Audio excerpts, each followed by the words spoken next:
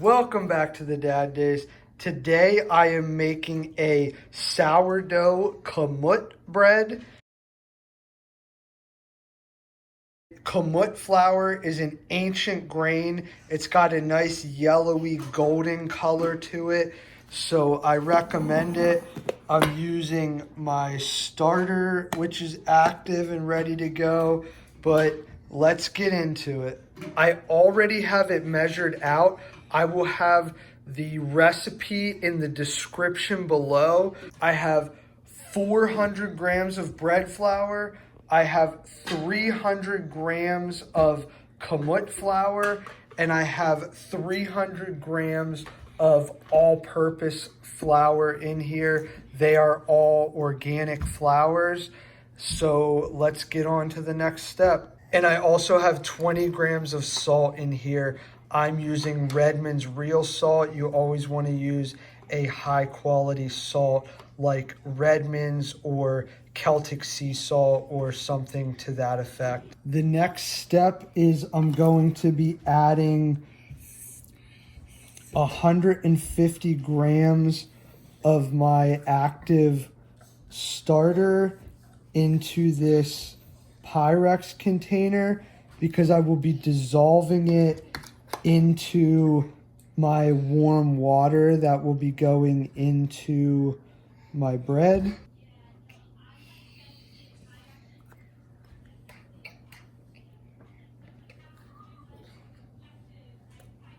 Okay, the next thing I'm going to be doing is adding 20 grams of honey, just to add a little bit more sweetness to this loaf. I don't normally do this, but I'm just gonna do it. No real reason in particular. Okay, I got to 22, that's fine. Okay, now I'm going to be adding 700 grams of warm water. I might start by adding 400 and just dissolving the honey and the starter into 400 grams of warm water, and then adding the last 300 grams of water after that.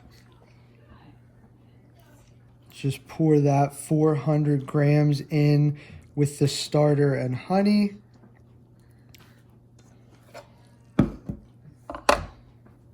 Now I'll measure out my last 300 grams. Okay, now we'll add that to the bread, to the dough. Okay, now I'm just gonna give this a little mix just until it comes together, because I'm going to be doing an autolyse.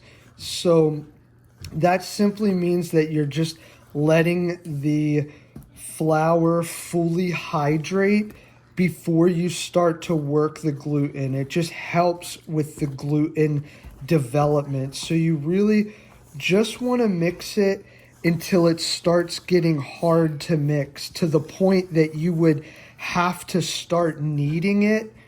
That's where you just stop and you let it sit for 30 minutes to an hour before you start the kneading process, and just let the dough fully hydrate on its own. Probably right around here is where you want to stop. It's still a little craggy and crumbly, and it's right to that point that you would have to start kneading it to take it any farther. So that's where we're going to just let it sit for 30 minutes to an hour. Okay, it's been an hour, so the autolyse is complete. I'm at the sink. I'm just going to use the water, so you'll hear the water in the background, to wet my hand, because it's always easier with a wet hand to do the kneading process.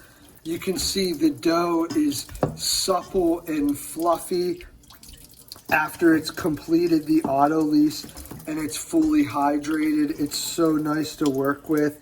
So this first stretch and fold kneading process, whatever you want to call it, is just incorporating the dough fully now that it's been sitting and hydrated. This whole process takes less than a minute, and I just give it a good stretch and knead.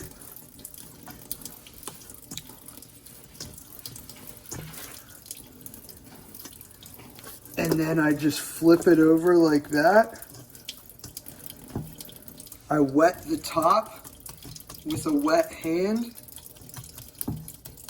and then I let it sit for another 30 minutes to an hour before I do it again. Okay, it's been an hour since the first stretch and fold. It looks like that. I'm gonna go ahead and give it a second stretch and fold. You can see the dough is getting much stretchier.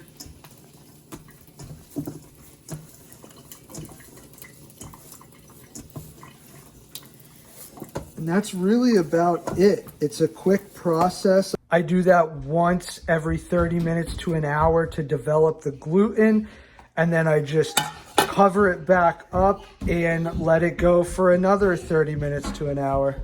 Okay, so I'm done with all the stretch and folds. We're in the evening. I'm just going to shape the dough and get it in my banneton, and then it's going to proof in the refrigerator overnight.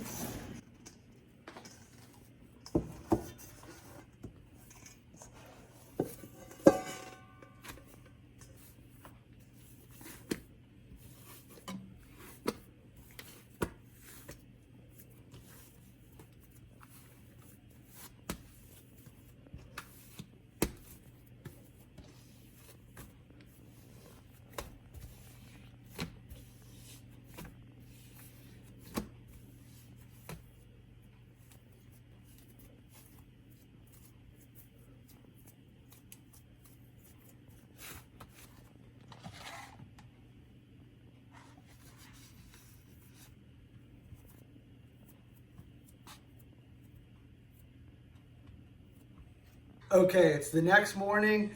The bread has been proofing in the refrigerator overnight, so it's done proofing.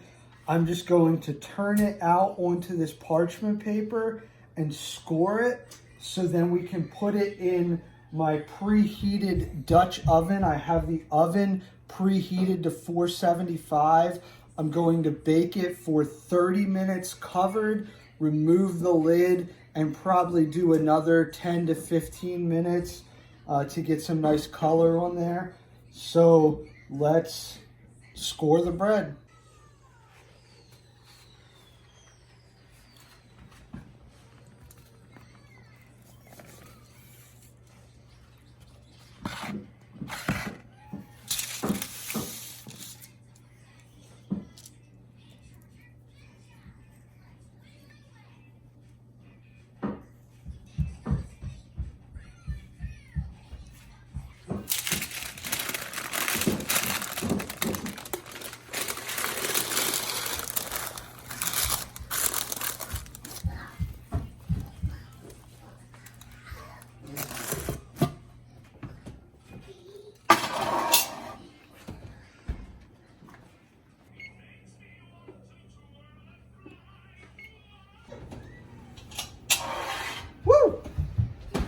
Okay, 30-minute reveal. Whoa! Look at that. Okay, we'll put it back in for another 10 to 15.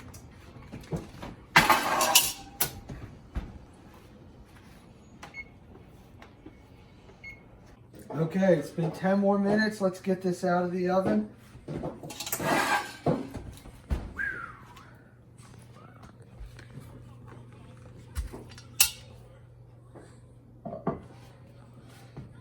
Let me try and get it out of here so we can get a better look at it.